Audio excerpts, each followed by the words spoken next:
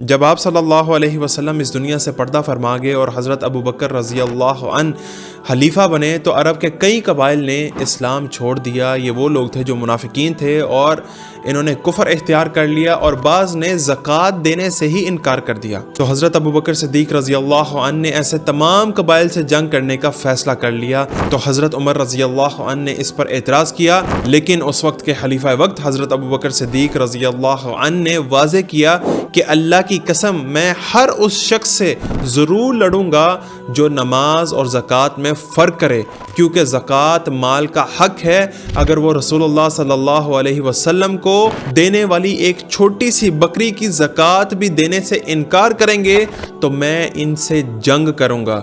حضرت عمر رضی اللہ عنہ نے بعد میں فرمایا کہ اللہ نے حضرت ابوبکر صدیق کے سینے کو اسلام کے لیے کھول دیا تھا، اس لیے وہی حق پر تھے۔ تو اس کا مطلب یہ کہ جو شخص زکوٰۃ نہیں دیتا، ابوبکر صدیق رضی اللہ عنہ اس کے خلاف جنگ کریں گے۔